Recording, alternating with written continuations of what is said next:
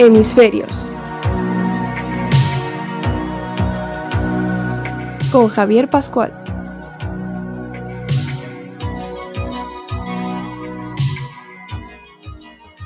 Buenas noches, estimados seguidores del programa. A nadie se le escapa observar cómo el mundo de las materias primas, y en especial aquellas que influyen en la producción de energía, como es el gas y el petróleo, está en su momento más convulso por las amenazas del corte de suministro de Rusia, uno de los grandes productores de estas materias. Esto está haciendo que el mundo occidental, y en concreto Europa, busque medidas alternativas para lograr que el impacto en la restricción de estos suministros sea mínimo.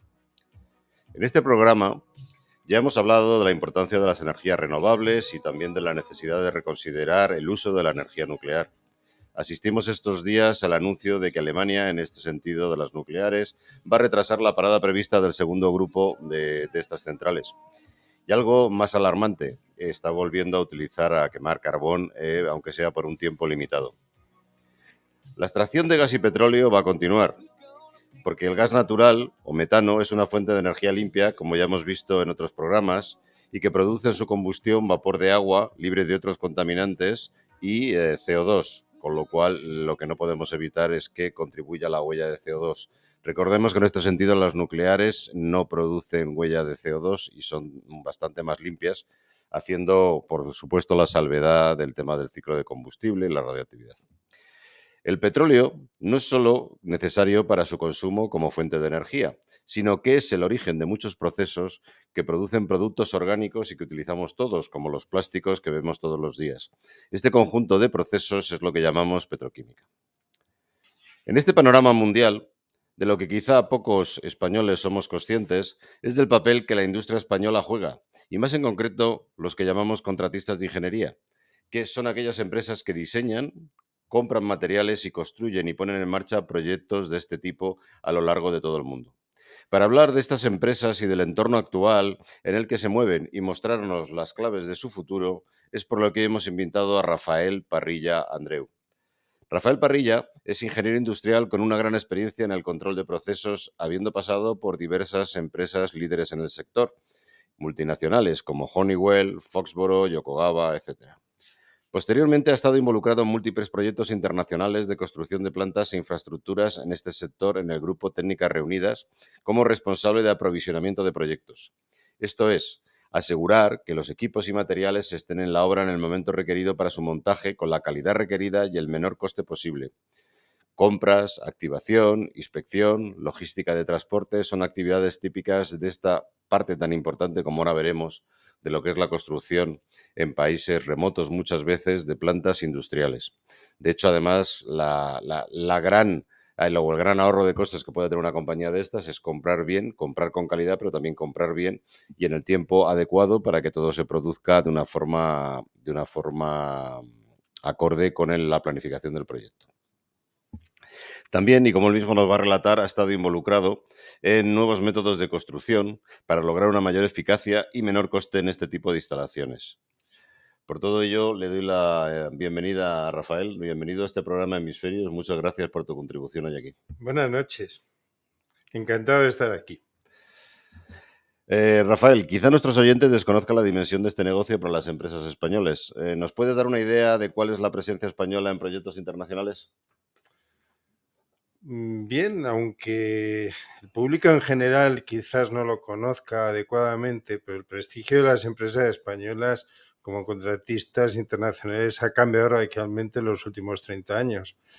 En diversos sectores como infraestructuras, me refiero a ingeniería civil, ferrocarriles, carreteras, arquitectura, como en petróleo y gas, todo el tema de centrales térmicas, generación de energía y de forma muy importante y muy directa energías alternativas, tanto fotovoltaica como eólica.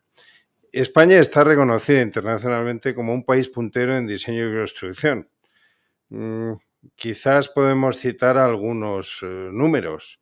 O sea, ya en el año 2019-2020 el volumen de negocio de los 6 principales contratistas de obra civil, que es ACS, Ferrovial, Acciona, FCC, SACIR y OHL, era de más de 132.000 millones de euros. Luego hay unas 6 españolas entre las 30 mayores del mundo fuera de China en proyectos fotovoltaicos. Técnicas Reunidas está entre las 5 mayores empresas del mundo como EPC, Engineering, Procurement and Construction, en el sector de oil and gas, de petróleo y gas. Y, por supuesto, la importancia de España en eólica es muy fuerte. Quizás poniendo algunos pequeños ejemplos de obra civil y que han trascendido mucho más al gran público, podemos decir la ampliación del canal de Panamá. ¿Quién se iba a imaginar que teniendo los contratistas de otros países íbamos a hacer desde Ha sido aquí SACIR, eso? ¿verdad? Eso ha sido SACIR, SACIR. sí. Y OHL creo que también ha sido. El AVE de Arabia. Hay ferrocarriles en Estados Unidos y en Uruguay, tanto de alta velocidad como convencionales. Se tiene una presencia muy activa en autopistas, con túneles, con puentes, tanto en Dinamarca como en Texas, en California, en Colombia.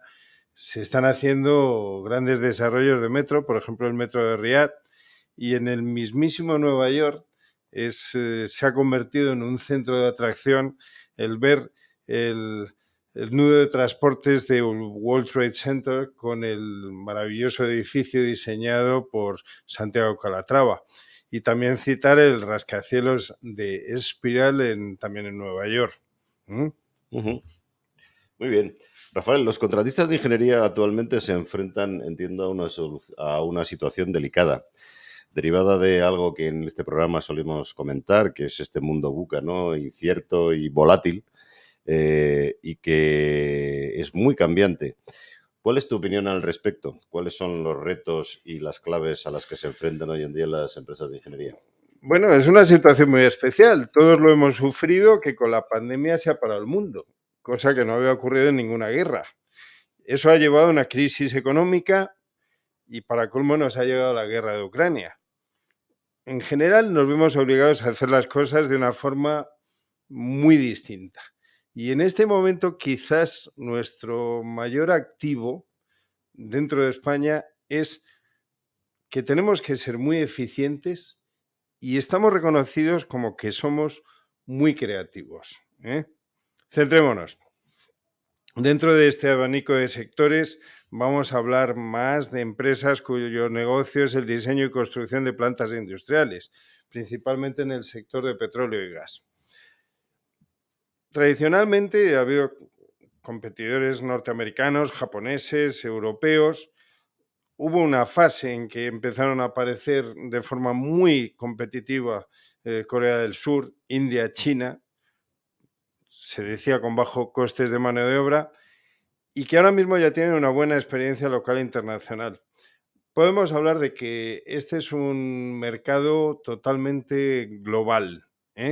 ¿Los costes de las empresas españolas son el nivel adecuado respecto a las coreanas, por ejemplo, o otras de países emergentes? Bueno, eso ya lo diremos posteriormente. Yo creo que hay una cosa muy importante, es que cómo se presenta la organización de un proyecto. Para eso hay 3 patas, que una es la técnica, otra es la económica y otra es la financiera.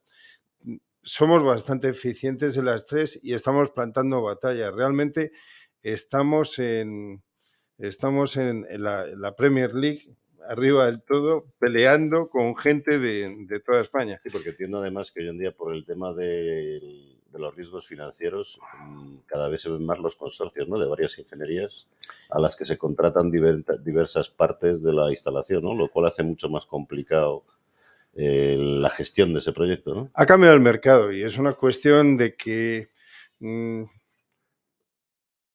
aparte de todo lo que estamos hablando, el cliente final quiere que la gran inversión que está haciendo llegue a buen fin.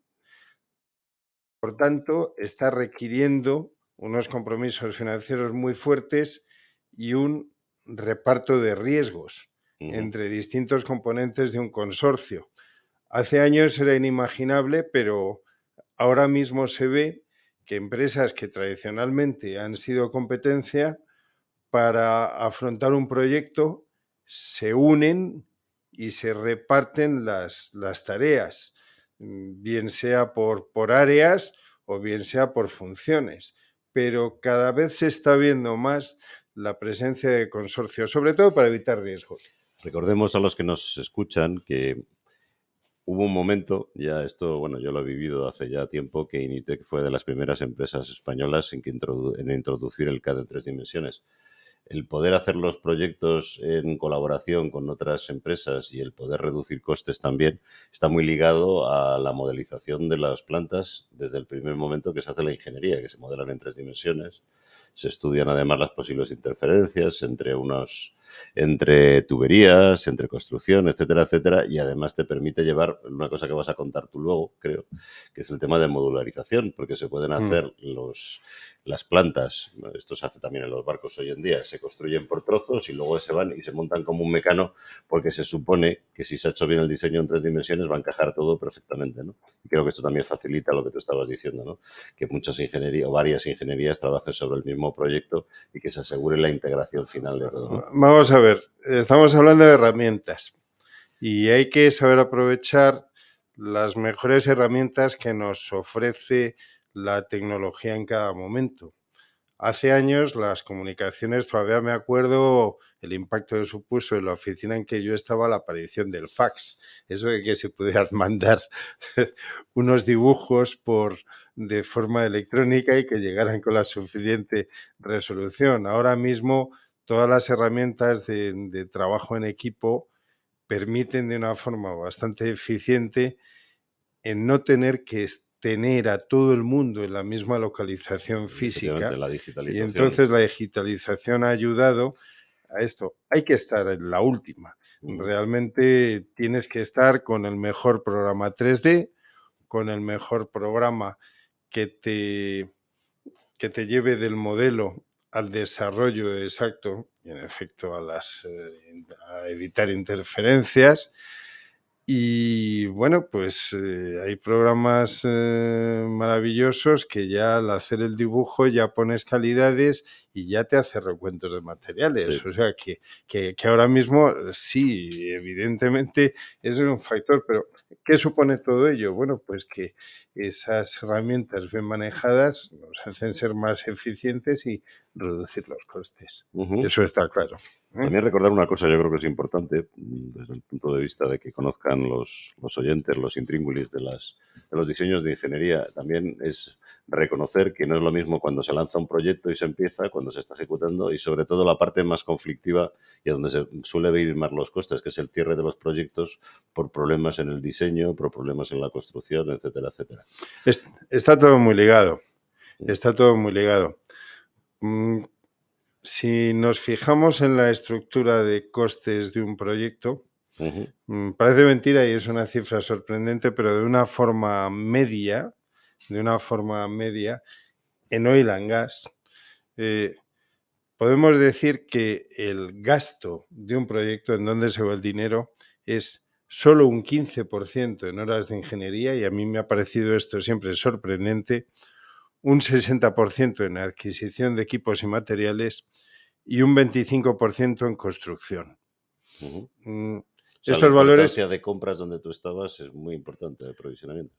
está todo ligado. Si algo está mal definido por ingeniería, se va a comprar mal y habrá que comprar doble.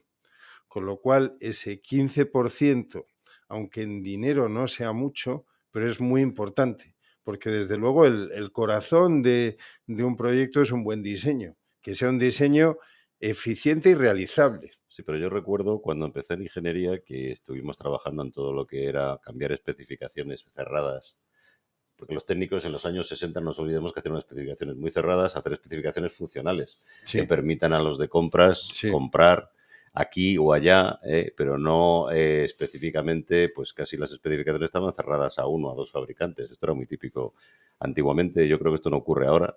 No sé si tú piensas lo mismo. Hay otro tema también importante en el tema de las compras y es la aparición de muchísimos fabricantes en países de bajos costes de mano de obra que antes no existían, ¿no? Que yo creo que también ha ayudado a la reducción de costes y, como digo, yo creo que el tema de no tener que comprar productos muy específicos, sino dar una apertura a esas especificaciones, yo creo que es importante. Otra cosa que he visto también, y te dejo que lo comentes tú, es que cada vez más en compras se va, o los clientes finales, gracias a Dios, están entendiendo que no solamente hay que hacer una obra barata de construcción, de ejecución, sino que hay que hacer una obra que sea barata a la hora de mantenerla. Y yo creo que también están admitiendo cambios en las especificaciones, ¿no? También Sí, se ha visto los usuarios finales, siempre y cuando ayuden luego a la reducción de costes de operación y mantenimiento, ¿no? Que es un coste muy importante en una es, planta. es algo muy curioso porque parece ser que el dilema está en que eh, hace años, cuando los costes de materiales y equipos no eran tan altos, pues la especificación era muy cerrada y se iba a lo mejor. Se iba a Ujú, la mejor turbina o al mejor motor o al mejor equipo. Eh, Eso se ha cambiado y se ha ido a especificaciones funcionales. Tienen que cumplir esto. El concepto de calidad no es que sea, es igual de malo dar más calidad que dar menos calidad. Hay que dar la calidad contratada. Eso es un concepto bastante importante. Y además, desde aprovisionamientos, que teóricamente aprovisionamientos debía de ir a comprar lo más barato siempre que cumpla. No, ujú, hay una cuestión muy importante que es la gestión de riesgos. ¿Qué seguridad tengo de que vayan a cumplir con lo prometido y lo cumplan tanto en calidad como en plazo de entrega? ujú, El plazo de entrega es vital. El plazo de entrega, si no tienes un equipo determinado, puedes parar la obra porque si no está montado este equipo no pueden seguir con las cosas que hay relacionadas no alrededor. influye en el otro. Entonces, es fundamental la calidad y el plazo, aparte de esto. ¿Mm? Entiendo también que es importante a la hora de las compras también el tener en cuenta la calidad de los suministradores. Por Hay un supuesto. proceso de homologación, vosotros visitáis las plantas de fabricación, entiendo, y luego se hacen inspecciones durante la fabricación también, y si un proveedor no funciona bien, deja de Es, trabajar con vosotros, ¿no? es un proceso continuo, porque puede ser que una empresa en el momento de homologarse fuera muy buena, pero luego haber tenido unos problemas posteriores y en ese momento estar sobrecargada de trabajo y no hacerte ni caso, siendo una empresa muy buena o tal. Entonces hay que estar muy encima de ellos, hay que estar muy encima de ellos de estar controlando cómo va lo tuyo en cada momento y que den la calidad y el plazo previsto. Es una cosa muy curiosa. Todo esto unido hace que ese gran mito de que Europa no puede competir con Corea o con China por precios de mano de obra, no. Realmente las empresas que sobreviven son las más eficientes. O sea, realmente ese precio de la mano de obra, ojo, no estoy diciendo que luego lo haremos de ello, el gran apoyo que han recibido las empresas chinas en financiación, que se están comiendo Bueno, países pero tú en has dicho África. un tema importante, es un 15% solamente la mano de obra, o sea que Sí, está pero bastante minorado el impacto respecto a las compras. está minorado el impacto, en efecto. Pero sí, la financiación y, la, y, el, y el comprar bien, con calidad y con entrega en plazo es fundamental. Pero para eso, insisto, es que está todo relacionado. Tiene que estar bien definido. O sea, sigue siendo el concepto, son empresas tecnológicas que tienen que dar una buena solución técnica y esa definición es fundamental. ¿Mm? ¿Te parece, Rafa? Pasamos a cuáles son, a tu opinión, las iniciativas que están poniendo en marcha para mejorar la eficacia y ahorrar costes y ser más competitivos. Hablábamos antes de modularización y de otra serie de iniciativas. Bueno, vamos a ver. Este es un proceso continuo. Esto es una pelea que las empresas que quieren sobrevivir en este sector con una competencia tan dura, tienen que estar con programas de mejora continua. Hay que involucrar a todos los departamentos. No queda más remedio. Entonces, no vale como se han hecho las cosas tradicionalmente. Perdón, valen. Es la experiencia de cada empresa. Son sus activos más Ujú. fuertes. Pero eso no quita para tener que ser humildes y estar buscando continuamente cómo mejorar y cómo ser más O sea, competitivos. la innovación. Ahí somos buenos los españoles, innovando S- por nuestra creatividad. Somos muy creativos. Entonces, sí se nos ocurren cosas que otros no se atreven. Y lo que somos es tremendamente colaborativos. O sea, tú ves a, a empresas muy normalizadas como son las americanas, que son hormiguitas que cada uno se ocupa de su parcela pequeñita y no sale de ahí.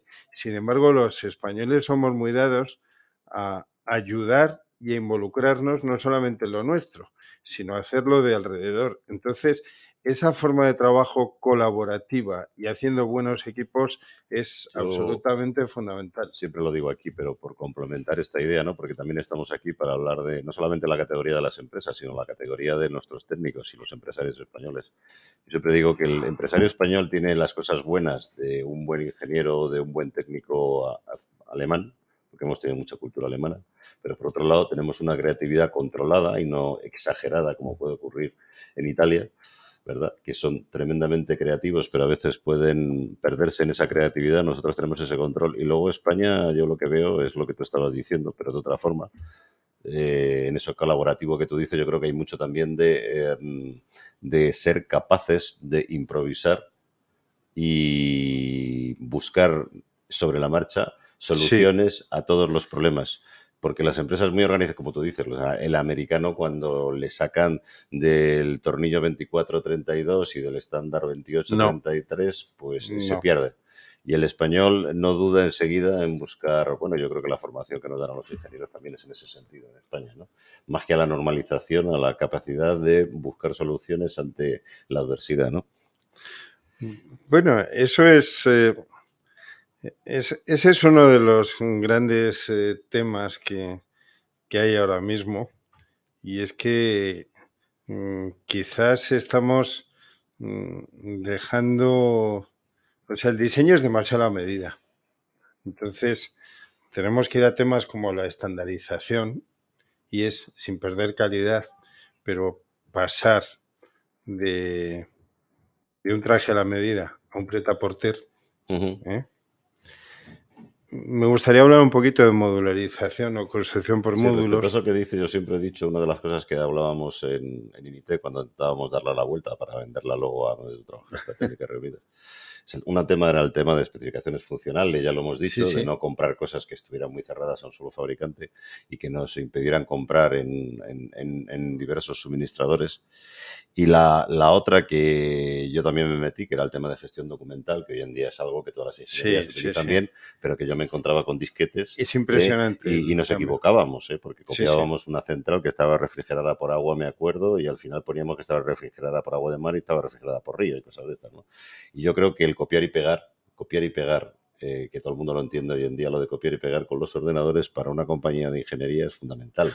Es lo que lo digo por matizar lo que tú dices de estandarización. Bueno, vamos a Se ver, no, es trata, que se sí, trata de sí. poder hacer diseños que sean copiables y pegables con pequeñas adaptaciones. No, vamos a ver, una cosa es, eh, me acuerdo de una empresa italiana de ingeniería que hacía plantas de polipropileno y hacía 12 plantas de polipropileno prácticamente iguales cada año.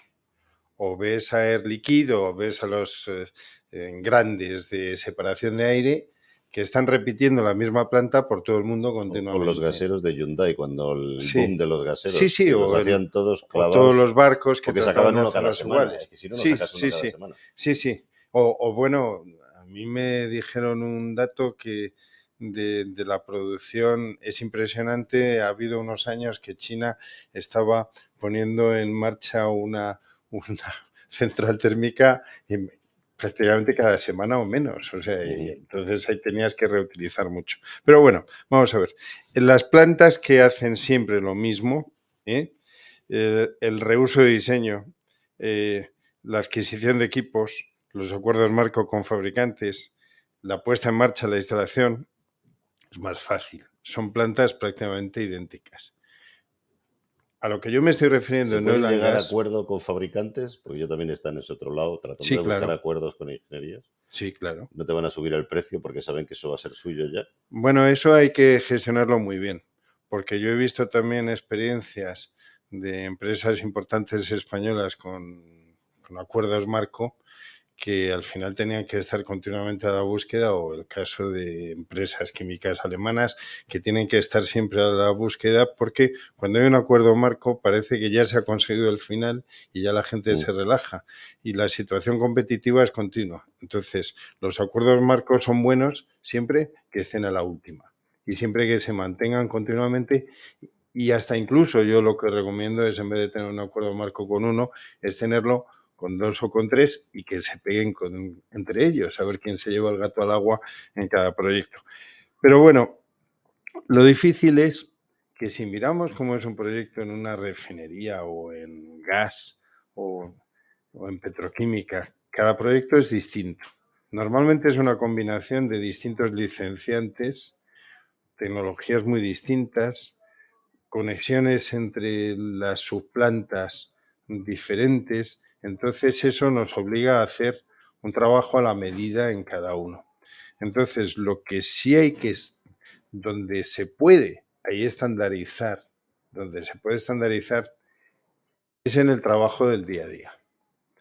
O sea, estamos muy acostumbrados a que salga un diseño, por ejemplo, de una tubería o de una bomba o de un elemento eléctrico, y entonces o un cable, y se ponga justo lo que hace falta, con un coeficiente, y realmente irnos más hacia el diseño que a otra cosa. Si en vez de tener esa variedad, por ejemplo, en tuberías de una cantidad de diámetros distintos tremenda y una cantidad de grosores distintos, se estandariza y se va saltando de una a otra, pues bueno, puede que siempre vas a ir al inmediatamente superior. ¿Eso qué va a suponer? Un pequeño encarecimiento, pero sin embargo vas a reducir el número de elementos. En un proyecto de estos hay más y luego costes de operación, porque no tienes tanta capacidad, tanta necesidad de repuestos. No, de operación, sí, vale, de operación correcto, porque tienes que tener menos repuestos. Pero sobre todo de cara a la construcción, quiere decir que va a ser más difícil que te quedes sin elementos, porque vas a tener más de cada uno. En un proyecto normal se llegan a tener más de 1.500 ítems distintos en tubería y en accesorios de tubería. Estamos hablando, ya he dicho, de grosores, o sea, qué presión tienen que aguantar, qué grosores, qué materiales. Entonces, si todo eso se puede reducir, se puede llegar a que hasta incluso puedes hacer una estimación a principio de proyecto de qué es lo que te va a hacer falta, y puedes incluso comprar antes, puedes anticiparte. Y si no te sirven para este proyecto, te van a servir para el otro, porque los estándares que vas a tratar de utilizar son los mismos. Entonces ya salimos del ámbito de un proyecto, ya estamos hablando de algo a nivel de empresa y de una política a nivel de empresa. Y esto se puede hacer. Hay que investigarlo y hay que hacerlo en cada departamento, porque se puede hacer en instrumentación, se puede hacer en electricidad, se puede hacer en tuberías, incluso en elementos mecánicos, en bombas, tal. Entonces, eso es a lo que digo yo de pasar, sin perder calidad, pasar de un elemento absolutamente a medida a pasar a un prêt-à-porter. Además, eso conlleva que, como vas a ir siempre al cercano superior, si hay un cambio en especificación, en el diseño del proceso, que cambie, que hace falta una capacidad un poquito mayor, en muchos casos no tengas que cambiar. Ahora mismo uno de los grandes problemas es cuando hay un cambio en proceso, tienes que volver a comprar y el elemento que has comprado no te sirve de nada. Ese es un coste que en un primer momento se establecía en un 5% del volumen de compras, pero yo creo que en algunos casos puede llegar hasta el 10%. Teniendo en cuenta los márgenes operativos con que trabajan las ingenierías. Eso es una burrada. Y el 50-60%, ¿qué es esto? Un 10% ya estamos hablando de un 6%. Es una burrada. Es una burrada y se te puede ir digamos, el beneficio de un proyecto. Entonces, claro que es importante. Rafa, si te parece, vamos a hacer un corte y entramos en publicidad y seguimos luego con la modularización, ¿vale? Muy bien, de acuerdo. ¿Cansados de que se empañen las gafas? Gafas Policía tiene la solución. Fabricamos lentes GP Pro con tecnología antibao ideales para llevar con la mascarilla y que no se te empañen. Disponibles en modelos exclusivos para Guardia Civil, Policía Nacional, Policía Local, Legión y también con nuestra propia marca Gafas Policía. Además, somos los primeros en fabricar gafas personalizadas con la uniformidad de cada cuerpo y, sobre todo, cumplimos con todas las calidades. Además, disponemos de autorización oficial para el uso de la marca Guardia Civil. Aptas para todos los públicos. Puedes comprarlas aunque no seas policía o militar. Entra ya en gafaspolicía.com y descubre todos nuestros modelos.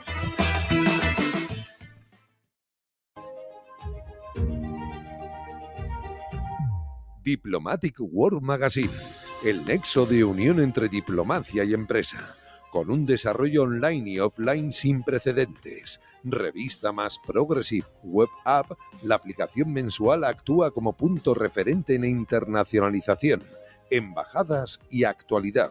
Si quieres estar informado de las noticias y eventos más importantes, regístrate en la web www.diplomaticworldmagazine.com y recibe la revista todos los meses. Te esperamos en nuestras redes sociales.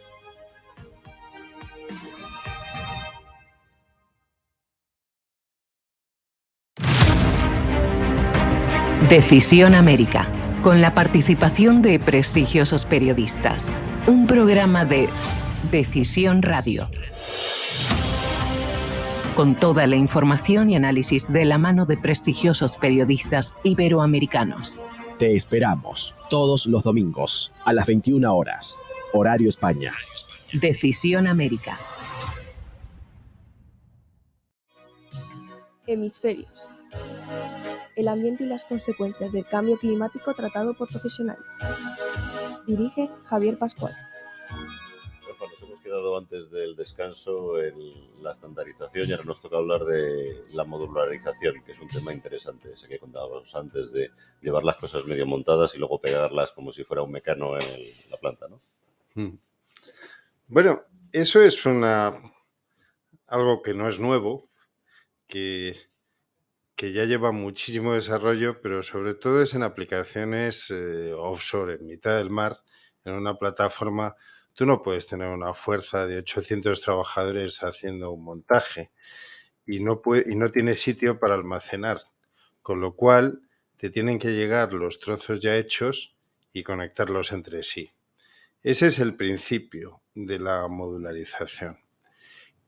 ¿Qué te permite esto? Bueno, pues esto te permite hacer trozos de la planta en distintas fábricas, en distintos astilleros, llevarlos al sitio de montaje y luego conectarlos entre sí.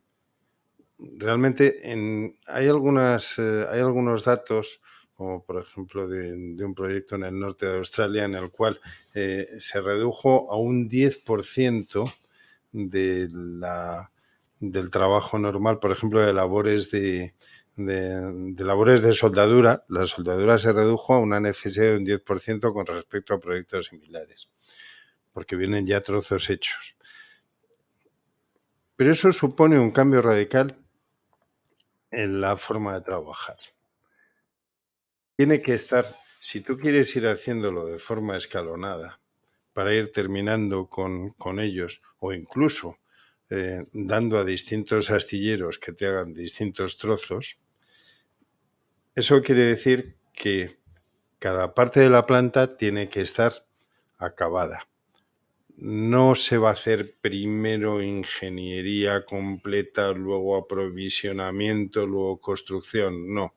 Se van a ir solapando. En esas mini plantas, en esos trozos de la planta, hay que hacer la ingeniería y cuando ya se está comprando, ingeniería ha terminado al 100% eso y empieza con el diseño de otra. Entonces, se pueden dar casos que haya partes de la planta todavía en desarrollo, otras que están en fase de desarrollo de materiales y de equipos que no han llegado todavía, a la vez que se están construyendo ya algunos, que otros ya han llegado a planta. Ese escalonamiento obliga a cambiar totalmente la estructura de trabajo tradicional de una ingeniería. Pero desde luego tiene unos beneficios evidentes. Si a esto le unimos la estandarización, por ejemplo, un módulo de rack de tuberías o un módulo para contener bombas, pueden estar utilizando los mismos elementos estructurales y puedes tener definido a priori y comprar antes de que empiece el proyecto bastantes elementos estructurales que luego vas a utilizar a lo largo del proyecto. Y además, si es estándar de la empresa, lo que sobre puede reutilizarse en el siguiente, cosa que hasta ahora cada proyecto se decía que cada proyecto es una franquicia a nombre del director de proyecto. Esa es una frase muy dicha en empresas de ingeniería y es verdad, realmente, aunque se usen los recursos de los distintos departamentos, cada proyecto cobra una entidad propia y lo que le falta o que le sobre o sus finanzas quedan en el proyecto. Sí, yo creo que respecto a esto de la modularización, nos digas, ¿hay más riesgo? Porque claro, estás dando mayor alcance a algunos suministradores que compran equipo, montan y te dan un trozo de la planta ya hecho, ¿no? Al final estás aumentando el riesgo, ¿no? De cierto modo, ¿o no? Sí y no. Sí y no. Ahora mismo yo creo que el mayor riesgo es gente que no está acostumbrada o empresas que no están acostumbradas a trabajar así, que tengan que cambiar sus procedimientos de trabajo para hacerlo así. El avance de ingeniería de proyecto, cuando se habla de un 60%, no quiere decir que todas las unidades estén a un 60% de desarrollo. En este caso quiere decir que el 60% de los módulos están acabados y solo falta por desarrollar el 40% de los módulos. Eso es un cambio fundamental. Luego, las compras escalonadas. Si nos hemos unido a esa estandarización previa, se puede llegar a unos acuerdos marco para que no pidamos todo a la vez, sino que vayamos pidiéndole en el momento que esté definido y con un compromiso de plazo de entrega. Si no se hace así, vamos a fallar. Va a ser imposible porque van a ser compras más pequeñas y a lo largo de varios momentos. Entonces, para hacer las compras de forma adecuada, también hay que cambiar los procedimientos. Y luego está el coste de transporte. No es lo mismo mandar contenedores llenos que tienen un precio fijo y que hay un montón por todo el mundo, bien sean abiertos que cerrados, que mandar un módulo de no sé cuantísimas toneladas y de 30 metros de largo por 10 de ancho y 25 de altura. Yo ahí quería hacer introducir ese matiz tan importante dentro de compras que tú lo has dicho al principio, que es la logística, ¿no? El tráfico de materiales. Sí. Porque ahí es donde se pierde mucho dinero. Yo recuerdo obras en que el material se ha llegado a perder. Hay que asegurarlo, ¿verdad? Puede haber incluso, yo me acuerdo que una vez perdimos además todo el cargamento de un barco porque se hundió. Sí. Hay que tener cuidado con los seguros. También recuerdo otro proyecto que se hizo en su día en el cual los transformadores acabaron debajo de la arena del desierto y no los encontrábamos. Una vez puestos allí en situación.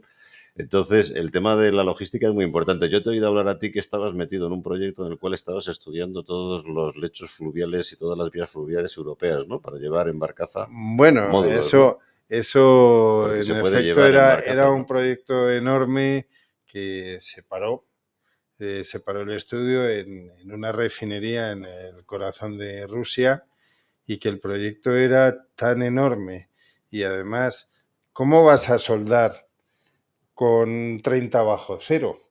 Entonces, realmente el tiempo de trabajo real de montaje de soldadura, al fin y al cabo, en construcción lo más importante es la parte mecánica de soldadura y de unión, tanto de estructuras como de tuberías.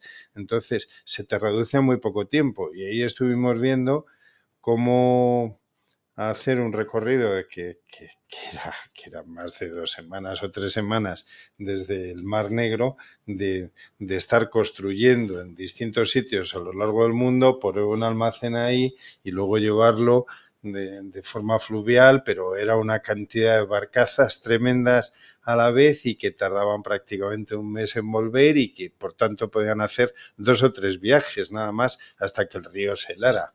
Entonces, sí, por supuesto, cada proyecto es distinto y es tiene... apasionante además la capacidad de innovar que ofrece, ¿no? Sí, esa parte, hay auténticas maravillas, se han llegado a plantear barcazas de colchón de aire que pueden pasar por encima de los campos y sin necesidad de carretera, anfibias, en fin, ahí esto, se habla, se ve en las películas, nada, pues coge un helicóptero, pues un helicóptero lo más que puede llevar es un tanque, ¿y cuánto pesa un tanque? 15 toneladas, y sin embargo en proyectos de este tipo hay que llevar reactores que tienen 300 milímetros de grosor y que pesan 800 toneladas o 1000 toneladas. Entonces, cambian las necesidades de transporte de los equipos de estos proyectos, son muy serias. Y si no se tiene en cuenta, en efecto, se te pueden disparar los costes. Habías dicho antes, Rafael, no sé si has acabado con el tema de modularización, pero a mí me gustaría tocar también el tema de las personas, ¿no? Que es importante el tema de la motivación. Bueno, ¿quieres comentar algo más de la modularización? No, de la modularización yo creo que es eso, que es una opción, no es la solución, no es una varita mágica, pero es algo que hay que estudiar muy seriamente en cada proyecto, cómo plantear el desarrollo del proyecto y puede ser muy interesante utilizarlo más. Pues vamos a la motivación. Sí, ¿En qué consiste eso? Pues es algo que tristemente se ha olvidado. Yo me acuerdo de los años 80, que en los años 90, que se hablaba de que un trabajador motivado rendía mucho más, lo cual es auténticamente cierto. Entonces, estamos hablando de un entorno muy particular. O sea, un equipo de proyecto puede llegar a tener 400, 500, incluso más personas con unas vivencias diarias, viajando juntos, estando fuera de su casa, luego en construcción, temporadas largas, y que realmente es muy variado, es muy rico. O sea, el trabajo de un proyecto, yo pienso que, por lo menos a mí me ha pasado eso, es un trabajo que engancha. Entonces, si logras, al fin y al cabo hablamos de qué es la experiencia, ¿vale? Una empresa tiene experiencia, pero ¿dónde está depositada esa experiencia? Por mucho que tú tengas tus programas informáticos y puedas consultar estadísticas y puedas ver cómo se han hecho en los planos los proyectos anteriores, esa experiencia recae en personas. Entonces, lo siento por los financieros, pero en los últimos años ha habido una tendencia que las empresas están dominadas por financieros y no le dan la suficiente importancia al factor humano. Entonces, el factor humano para mí es clave. Si hemos hablado de que en España, precisamente, somos muy buenos en no quedarnos en lo nuestro, sino ayudar a lo de alrededor, tener un trabajador motivado realmente es un motor. ¿Tú crees que hoy no están motivadas las empresas? ¿Por qué? ¿Cuál es el Pienso motivo? que se está perdiendo. Y ese es el problema, que es un engranaje tan complejo. Cada trabajador es como una ruedecita de un gran reloj, de un inmenso reloj. Y todas ellas tienen su fuente de movimiento. ¿Cuántas personas trabajan en un proyecto? Así para que los que nos escuchan se hagan una idea. Eso es lo que digo, puede haber proyectos que en los momentos pico pueden tener más de 500 personas 500 trabajando, pero que sobre todo es el concepto del reloj. Si tú tienes piezas que lo que oponen, lo que hacen es resistencia, todo ese ímpetu de las otras ruedecitas que se están moviendo alrededor con su energía propia, se frena. Entonces, para que un proyecto salga adelante, realmente todas las ruedecitas tienen que colaborar, todas las personas tienen que colaborar. Entonces, y hemos hablado de qué supone en cuestión de costes de proyecto, un 15%, es una parte pequeña, pero no es solamente cuestión de dinero. Es Bueno, cuestión aparte de que la influye en gente esté a calidad luego gusto, del de resto. la calidad del centro de trabajo, la calidad del equipo. Si el equipo ves que alguien no está en el equipo, hay que y, quitarlo, Rafa, hay que eliminarlo. La calidad de las compras. Porque al final las compras van detrás de una especificación y si Todo. las cosas no se hacen correctamente es la fase más importante. Todo. Y darle a cada uno su valor. Realmente no se le da importancia. Hay determinados departamentos que piensan que otros departamentos no tienen la misma categoría que ellos. Todos los departamentos funcionan. Y si un activador no es capaz de hacer que un suministro llegue a tiempo y con la calidad adecuada y lo entregue en fecha, pues a lo mejor un activador puede estar, no sé, se me ocurre, perdón, los activadores, pero hay gente que puede pensar que un activador no es tan importante como un ingeniero de procesos. Perdón, en un proyecto todos son importantes. Entonces hay que darle la importancia a cada uno de la gestión de documentación que tú decías antes. O sea, realmente todo lleva a llevar las cosas bien, a que salga bien un proyecto. Entonces ahí hay que poner en valor a todos los que intervienen en un proyecto, ¿eh? Eso es algo que lamentablemente quizás se ha perdido un poco. Y creo... ¿No se paga adecuadamente? ¿Se exige demasiado a las personas? Fíjate, son ya muchos años en los cuales el factor más importante en la dirección de las empresas ha sido el financiero. Y eso se nota, y esos son números. Entonces, se ha pasado de una situación en empresas de ingeniería que lo que decía un ingeniero iba a misa y todo el mundo obedecía las instrucciones del ingeniero, a que realmente lo que prima ahora mismo es los ratios financieros. Incluso llegar a la burrada, eso lo hemos estado viendo, de en vez de tener personal propio, subcontratar, aunque sea un coste más alto, pero con eso del ratio de producción por empleado, como esos son costes externos y son solo del proyecto, pues no se tienen en cuenta. Pero estás entregando una experiencia a alguien que no es de tu organización y estás perdiendo esa experiencia. Entonces, creo que en un mundo tan profesionalizado, no se puede perder un empleado bien formado y con experiencia y que esté ayudando. Eso tiene que volver a ser así. No sé, es mi opinión. Quizás sea muy... Yo lo he comentado aquí en este programa y te lo he comentado a ti muchas veces cuando hablamos. Yo he terminado trabajando en las multinacionales, hoy en día funcionan como bancos. Sí. Y están lo que se llama finance driven, están movidas por los financieros. Yo he tenido la oportunidad de trabajar muy en conexión con los financieros y muy bien desarrollando países. Y cuando funciona, funciona bien. El problema de los financieros es que al final ellos siempre, digo por defenderles un poco, lo que saben es que si ponen los controles adecuados van a controlar posibles errores y sangrías. Yo creo que cuando al financiero se le logra tranquilizar, porque por la parte de desarrollo de negocio, por la parte técnica, se es suficientemente estricto y se le dan motivos, los financieros abren la mano. Lo que pasa es que yo creo que también existe poco rigor o que se ha ido perdiendo el rigor en el tema técnico. Hay muchos técnicos, como tú decías antiguamente, que se vendían a los suministradores, que compraban más caro, que no querían asumir riesgos y el financiero tiene que estar seguro de que lo que está pagando es lo correcto. Y yo creo que cuando se logra esa sintonía, pues a lo mejor puede cambiar. Sinceramente, yo creo que la única forma de llevar una multinacional adelante, una empresa grande, nos guste o no, es la financiera. Porque al final evitan que se pierda dinero. La y es triste, sí, pero...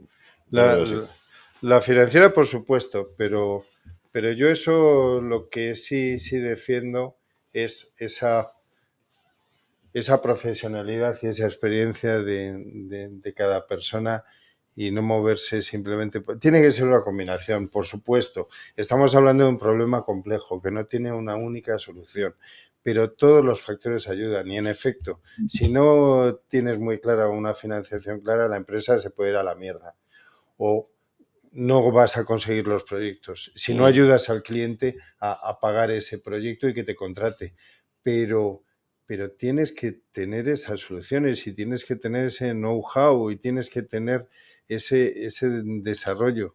No digo que nadie sea más importante que nadie, pero tiene que ser una labor de todos y es difícil combinarlo. Rafael, estamos llegando ya al final de nuestro programa y nos queda una parte importante que es hablar un poco de futuro, hacer un poco de gurús. ¿Cómo ves tú que va a evolucionar? ¿Cuál es tu análisis de lo que está pasando en el mercado del crudo y su evolución? Bueno, pues vamos a ver. Evidentemente está cambiando. O sea, está claro que ese proceso de mejora continua es algo que hace falta a las empresas, tener la humildad suficiente para considerar que siempre se puede mejorar y tiene que investigar en cómo mejorar continuamente. Pero como tú has dicho en la introducción, estamos en una situación muy rara. El mundo se ha parado con la pandemia, hay crisis económica, hay guerra y, bueno, se da un caso muy curioso. O sea, yo recuerdo de haber estado en congresos y tal, que se veía la evolución del coste del barril de crudo. Y ya ponían, dependiendo de la evolución del coste del barril de crudo, ponían qué proyectos podían ser rentables según el precio del barril de crudo. No es lo mismo. Al fin y al cabo, todo proyecto tiene que tener un retorno a la inversión y tienes que demostrar su viabilidad de que vas a recuperar el dinero invertido y que vas a ganar dinero. Eso está claro. Pero fijaros la diferencia. No es lo mismo sacar petróleo a 10 metros del suelo, como hacen en los desiertos de Arabia Saudí y de Abu Dhabi, a tener que sacar el petróleo a 1.000 o 1.200 metros de profundidad en las aguas del Golfo de México. El coste de la extracción es absolutamente distinto. Y los riesgos, además, como se... Sí, los riesgos, pero se va buscando rentabilidad. Se va buscando rentabilidad y entonces tienes esa baraja de cosas. En petroquímica no, en petroquímica se decía, hay una mayor demanda en el mercado de polietileno de baja densidad. Vamos a hacer una fábrica con un proceso muy corto de desarrollo y tal, que en algunos casos incluso cambiaba el mercado y separaba la construcción de la planta. ¿Para qué perder más dinero si luego no vas a poder vender el producto? Pero era muy orientado al mercado. Refino ya digo que era así. Pero a mí me resulta un poco curioso el oír decir, bueno, como nos viene el gas de otro país, pues no nos afecta. ¿Cómo que no? Si Rusia cierra el grifo y hay menos gas y petróleo en el mercado, el que tiene la materia prima va a ir al mejor postor y va a subir todo. Están los contratos de una cierta duración, pero evidentemente al reducirse la cantidad disponible, sus competidores van a subir el precio y van a aumentar su producción, tratando de cubrir la falta de gas y petróleo de esto. Eso provoca una subida. Pero el mercado está muy dubitativo. Hay una situación de incertidumbre brutal. O sea, nadie cree que esto pueda durar mucho. ¿Cómo se va a tener tanto tiempo? O sea, nadie pensaba que la guerra de Ucrania pudiera durar tanto tiempo. No se puede tener a Rusia tanto tiempo fuera del mercado mundial, fuera del sistema. Entonces, ¿qué está haciendo la gente? Esperar y ver. Aunque el precio del barril no esté tan alto, bueno, y esa es otra, que estamos pagando los costes de la pandemia. Si comparamos los precios de la gasolina y del gasóleo, algo que nos pasa a todos, con situaciones equivalentes al precio del coste del barril, por ejemplo en el 2007 o en el 2013, por decir 2 años, veremos que ahora mismo se está pagando mucho más el litro de gasolina o el litro de diésel. ¿Por qué? Porque hay más impuestos, porque hay algo nuevo que se llama Kioto, porque, aunque no se reconozca, de alguna parte hay que sacar dinero para pagar los gastos no presupuestados que han venido derivados de la pandemia. Entonces, se está buscando bajar. No tiene mucho sentido el precio que estamos pagando de litro en comparación al precio del crudo. No es así. Pero bueno, Kioto, medio ambiente. Al acordar reducir emisiones, hay una tendencia a nivel mundial a reducir el uso de combustibles fósiles. ¿Hacen falta más plantas?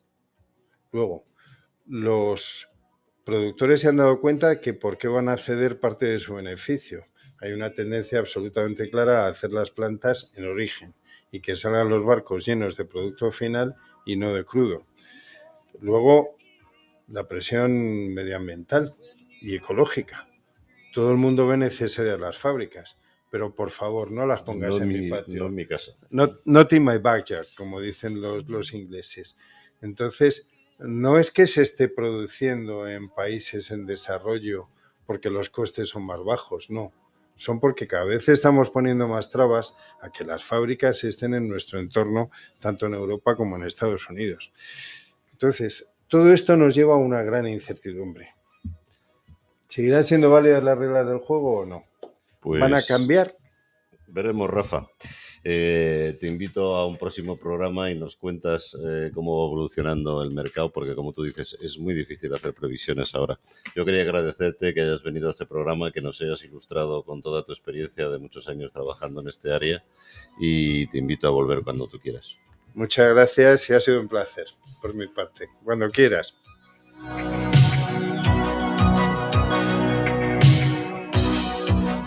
Who's gonna tell you when it's too late?